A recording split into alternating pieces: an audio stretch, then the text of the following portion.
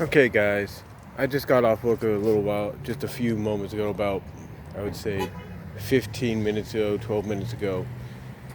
I'm waiting for my ride to arrive, but I wanted to come on here real quick and give my thoughts on something that I just read on Twitter.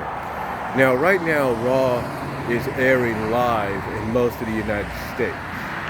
And what I mean by most of the United States, I'm talking Central and Eastern time zones and some Mountain time zone. It won't show up here until about 8 o'clock Pacific. So what you guys will already see, we here on the West Coast would have already known about. Well, what I'm trying to say is what we see on Twitter when it airs here on the West Coast on USA Network, we will already know about because of Twitter. That's what I'm trying to say. But what I want to talk about just real briefly is the announcement that Brock Lesnar, the WWE Champion, is entering the Royal Rumble, and he's going to be entering number 1. Now, I know how some people feel about this. Heck, the Lex Man, or Alex, I should say, just Alex, just voiced his opinion. It's like he feels it doesn't make any sense. Like, you should come up with a different solution, a different way to get the championship defended. But many people are actually coming to the defense of this idea. The fact that you open up numerous possibilities. You open up the possibility of getting Brock Lesnar against the Fiend Bray Wyatt at WrestleMania. And to see if maybe the Fiend can do what no one else has done yet. And that's dominate and intimidate and even scare. Put fear into Brock Lesnar, into the Beast. I mean, come on, you can't tell me that when the Fiend appeared in the way he's been portrayed, and then fans look at someone like Brock Lesnar, you can't tell me that fans would not have been salivating or have not been salivating at a Brock Lesnar, Bray Wyatt, the Fiend, the Beast versus the Fiend program. You can't tell people out there that others have not been salivating at that fans have not been salivating at that opportunity to see the Fiend against the Beast. Now, what this does is it opens up that possibility. It makes you wonder, would they do it? Because what this also does is it opens up the possibility of WWE considering unification. Yeah, everybody's been saying that they need to unify the championships, and now this opens up the possibility of that probably happening. And let's not forget, Fox wanted Brock and the Fiend. They wanted both. But Brock went back to Raw, right? So basically, by making this announcement, it opens up the possibilities of, hey, Brock could win the Universal Championship and be on both programs. Cool idea, right?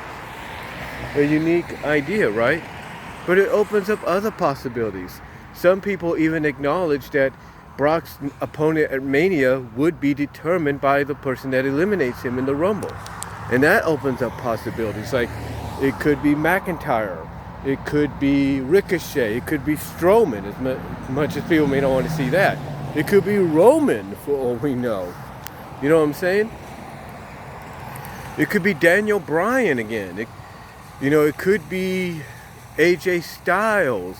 It could be anybody. It could be Dio Madden. It could be Samoa Joe. It could be Kevin Owens. Anybody that's in the Rumble from Raw and SmackDown, whoever eliminates Brock in the Rumble, that potentially could set them up as being Brock Lesnar's opponent at WrestleMania. Because you can't tell me that Brock would be happy about being eliminated by someone, out of the blue. Let's say he gets eliminated by The Undertaker. Hey, you get a WrestleMania rematch and Undertaker could win a championship. Like I said, you could have The Undertaker make a surprise entrance into the Rumble and eliminate Brock, get a rematch from Mania 30, and Undertaker avenges that loss with a WWE Championship win, and probably what could be his last match. Let him go out on top. Or heck, Edge. What about Edge? Edge is probably going to get a chance to compete again. He's been, I guess, cleared from what we understand. What if Edge shows up? What if Edge is the one that eliminates Brock? Think about it. This is what people talk about when they say endless possibilities.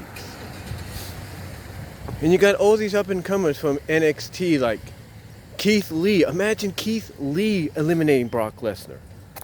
Imagine Divochek, I think that's his name, eliminating Brock Lesnar. Again, the possibilities are endless. And I think that's what people are trying to look at. They're trying to look at the positivity of this announcement. Because, yeah, I will agree with Alex. It doesn't make sense that you would just basically say, oh, yeah, the championship that's basically been the figure, the centerpiece of this company, of this promotion for over 50 years, almost 60 years, 70 years, if you will, is not going to play a prominent role in the Royal Rumble. It's not going to be defended at the Royal Rumble. Instead, we're going to have its champion in the match itself. So yeah, I can understand Alex not being happy about that, but some people have pointed out that it's been done in the past. And yes, the counterpoint is that's when Main Eventing Mania was not on the line. Main Eventing Mania for the championship of your choosing was not on the line. I get that. But what people are trying to point out to Alex and anybody else that may have an issue with this is it opens up possibilities. Let's say WWE decides to have Brock go from number one and win the damn thing. And let's say The Fiend, successfully defends and wins over Daniel Bryan. Again, like I said, you get that possibility of what fans have been wanting to see since Bray Wyatt debuted The Fiend. And since The Fiend has been presented, and ever since, I should say, they've seen The Fiend be presented the way he has. And that's the Beast against The Fiend. And you could probably have magic there. You could have magic, believe it or not, in its own unique way. But again, what other people are talking about too is you could have Brock's WrestleMania opponent determined by the one that eliminates him. And again, the names I just listed off, Matt Dio Madden, Braun Strowman, AJ Styles, Keith Lee, Aleister Black, people are bringing up. Undertaker, maybe even Edge, Morrison, if you want to go there. It's like, these are names of people that could potentially, in a win or lose situation, give Brock a heck of a match. They really could. They really could. And yes, you could even possibly have the possibility of Roman and Brock one more time at Mania. Again, that's a possibility. That is a possibility. But here's the thing. And you know what? You could even get Rey Mysterio against Brock. Or, heck, if he enters the Rumble and he's cleared to go, Cain Velasquez. Again, the possibilities are endless. The possibilities are there.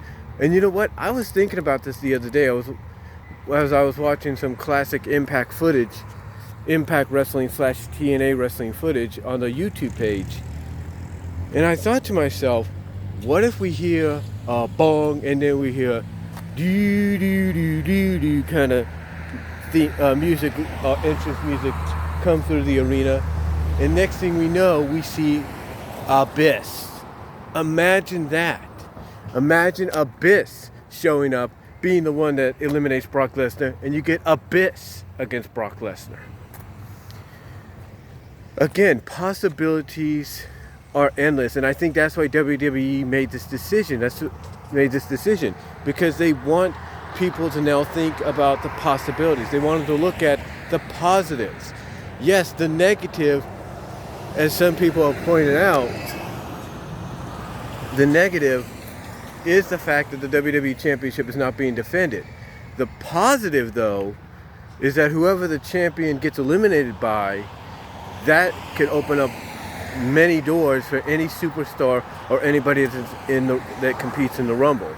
And yes, even if he makes a surprise appearance and he's the one that eliminates him, you could probably be opening the door for John Cena versus Brock Lesnar. And I know some fans don't want to hear that as a possibility, but that is possible. Again, like I said, it opens up the doors. It makes you... And this is what WWE, let's be honest, this is what they've been needing to do for a while. They needed to come up with something where it gets fans to speculate. Even if something gets leaked or something later on before the Rumble or whatever. Right now, this is getting people to speculate and wonder, who could be the one that eliminates Brock? And how would they set up Brock and this individual for Mania? How would they build that road? It makes you think, it makes you wonder. It really does. Heck, what if they do, Tommaso Ciampa being the one that eliminates him? Again, the possibility is endless. But that's just all I want to say on it, guys. Let me know what you think down below, and I'm out.